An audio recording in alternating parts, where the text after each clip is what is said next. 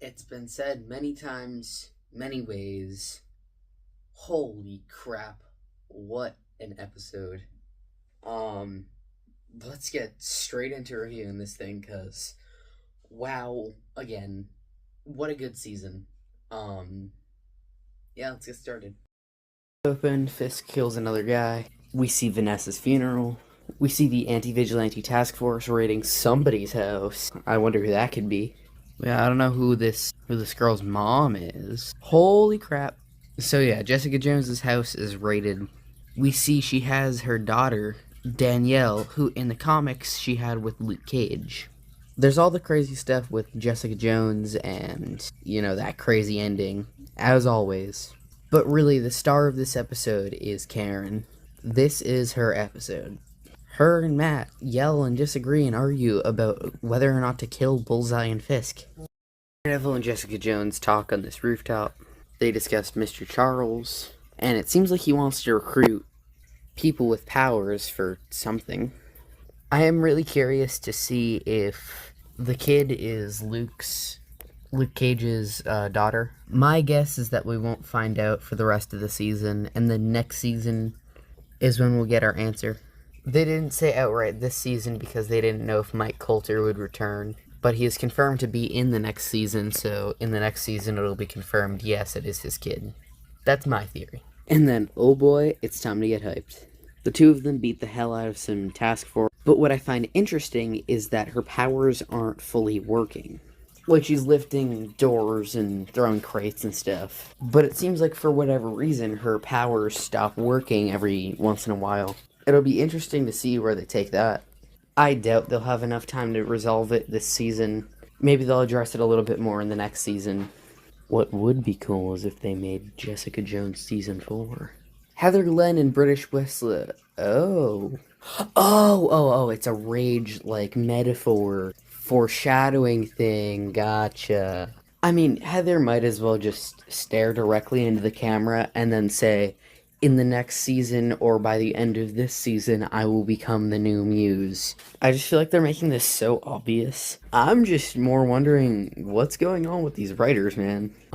Buck lets himself be choked. Last week we find out Matt, quote, doesn't mind feet. Alright, bro. You do you.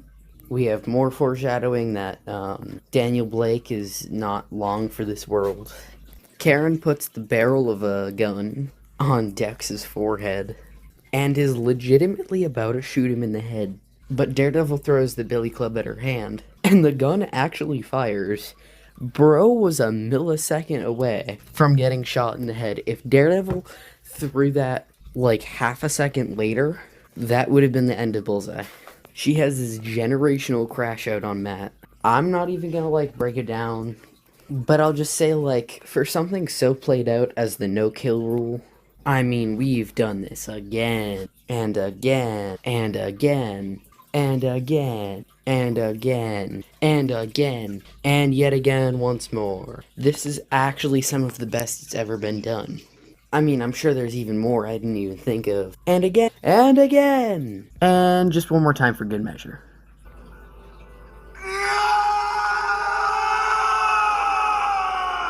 People are protesting and rioting in the streets. And this task force agent that was appalled, he hated what they were doing.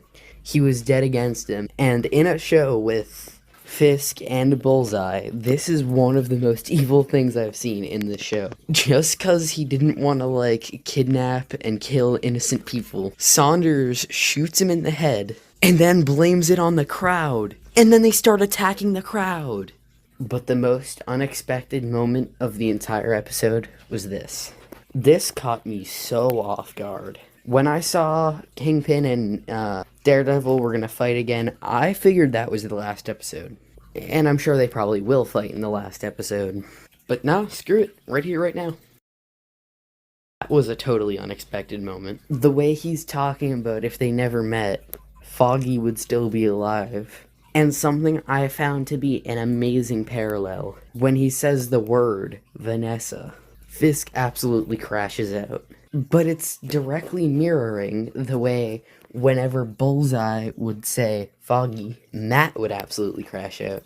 Another moment I found amazing is when he threw him against the painting. This poor painting has more and more bad things happen to it per season. But what was truly amazing was when he punched him and then he sprayed his blood on the Rabbit in a Snowstorm painting. And it's a direct callback to in season 3 when he did the same thing to him and sprayed blood all over the painting to begin with. This was an amazing shot. It's straight out of the comics. It literally is. Like, I believe it's the alternate cover for a Devil's Reign comic. And another amazing moment here at the end of their fight, when Kingpin kind of laughs in his face, and he's like, what are you gonna do, arrest me? You can't arrest me. And you're not gonna kill me.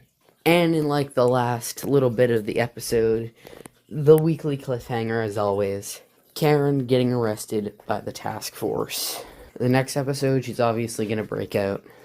You are not ready for what she is going to do to these task force guys. If I were to, make a Hail Mary, throw out something crazy, she's going to kill Saunders. Or maybe Daredevil will stop her at the last second. I don't know. Next week is the second to last one. Really, all bets are off. No one knows what the absolute hell could happen next. I am so excited to see it, and yeah, I just can't wait. I can't believe it's almost the end of the season already. Feels like we just started, but then right after that we have the Punisher special presentation, and then we have to wait until next year.